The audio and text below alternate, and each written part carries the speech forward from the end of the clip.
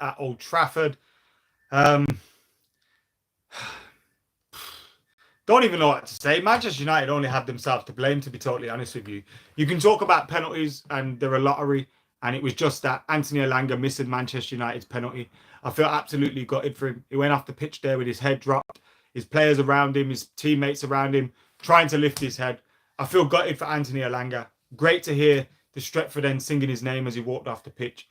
But the experienced players, the experienced heads in that team need to take a long, hard look at themselves.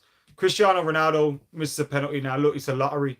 We know that. But you score that penalty, it's a different story. Bruno Fernandes misses an open goal.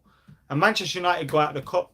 Now, yes, I know it's a disgrace, that decision, in terms of the handball in the build-up. Now, by the letter of the law, because he didn't score the goal, VAR can't rule that out because he didn't score the goal and he passed it on. But it's such a blatant and obvious handball. The referee shouldn't even need VAR to look at that. The referee does not need VAR to look at that. It was such an obvious handball. He has to call it out. But you can't blame it on that decision, because the simple thing is we should have had 2-3 at half-time, and we should be putting these teams to bed. You have to be putting them to bed. Otherwise, you always leave them with an opportunity to come back into the game. And that's exactly what we did.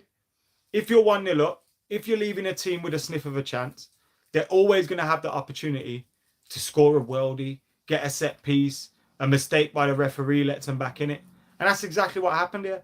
And to be honest, after that, Manchester United never really looked like scoring.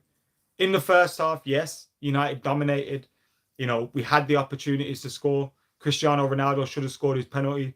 Jadon Sancho, who I thought was excellent in the first half of the game, you know, he faded in the second half. He was tired. He was holding both groins as he went off, just as we went into extra time. I thought Jadon Sancho played well in the first half, deserved his goal, but we should have been 2-3-0 up. And you can talk about, we can blame it on the handball. You can blame it on the handball, but ultimately, why are you only scoring one goal in 120 minutes against a championship team at home with that team on the pitch? The team we started with actually looked quite good. You had McTominay, Bruno, Pogba.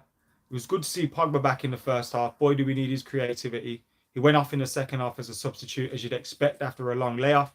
You start with that team, Rashford, Cristiano Ronaldo and Sancho up top, Varane, Maguire, Luke Shaw, Dalot. That's a strong team.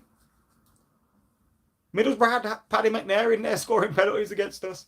This is how bad it is. I remember one time I said Paddy McNair was going to win a league at United. Maybe not. We can still win the Champions. Yeah, that's Champions League. We must be having a laugh. Although, you know, Chelsea won it last season, and you can argue they never really looked like it at this stage of the season. But United can't beat Middlesbrough. We're not beating Atletico Madrid if we can't beat Middlesbrough. Do you know what I mean? And now we're literally left fighting for top four and a little hope that we can pull off a shock in the Champions League. That's not good enough, man. And these players need to take a look at themselves. They need to take a look at themselves, because we had some big players out there today. You can talk about the players that were missing or whatever. We had some big players out there today against, a Middlesbrough team who are well organised, have been rejuvenated under Chris Wilder. But you have to be better than that. And this is why I've been worried over the last few weeks. And people keep talking to me and moaning about, Tim Sim, thank you for the super chat, by the way. If we lose to Atletico in the round of 16, he says, in the Champions League, then this season is a huge step back from last season. But it's already clear that since being thrashed 5-0 by Liverpool, that this season is a huge step back. Yeah, totally agree with you. And again, thank you for your super chat. Thank you for supporting the channel. But like I was saying, like, the team, you can argue about, you know, potential substitutes or whatever. Maybe they could have come at different times. That team was good enough to win today. And now, top four we're fighting for, and a little hope at a Champions League, which isn't really there. And I don't think this is Ralph Rangnick's fault. I don't think it's his fault at all. He's coming here, you know, for 6 months. The players ultimately have to look at themselves as athletes and say, what, you know, of course, everyone has long-term goals. What are your short-term goals? You're playing at a club like Manchester United, huge platform for you. You're playing in the Premier League, you're playing in the Champions League, and you're turning up playing like that. Like, what's going on there? Like, sort yourselves out, because there's still an opportunity to do something this season. And yet you're turning up looking like, wow, the season's done. Nothing really matters. Let's hope we get to the end of the campaign. There's just no real sense of anyone taking responsibility. And that's what we lack at the moment. Like, it's not Ralph Rangnick's fault. So he can't take responsibility for this. Yes, you can argue, Ole Gunnar Solskjaer was part of the, he got sacked for a reason. Like, he's gone. But the players have to now, come on, man, let's sort it out. Yes, it come down to penalties and it's a lottery, but it should never have been getting there. And yes, Middlesbrough's goal should have been called out, but it should never have been at that point. You have to take your chances. And like David says in the comments, the team, no spirit really, no get up and go about them. So yeah, another competition that we're out of. Massive disappointment, frustration, but now you got to sit back, watch the rest of the FA Cup unfold. You'll probably see the rest of the big boys go out, and you'll think, "Damn, what an opportunity we had there to win something." But yeah, but like I was saying before, when we've been getting 3 points recently and we moved into the top 4, everyone was kind of saying, we're getting results, things are looking better. I was complaining about our midfield and complaining about certain other things, and people were telling me I was going mad. Like, we got out-fought, out-compete, out-battled by Middlesbrough. Karen says, you think we're getting top 4 with our morale at the moment? I think Spurs are the favourite for top 4 at the minute. So unless they start dropping a few more points, I think Manchester United aren't going to get top 4.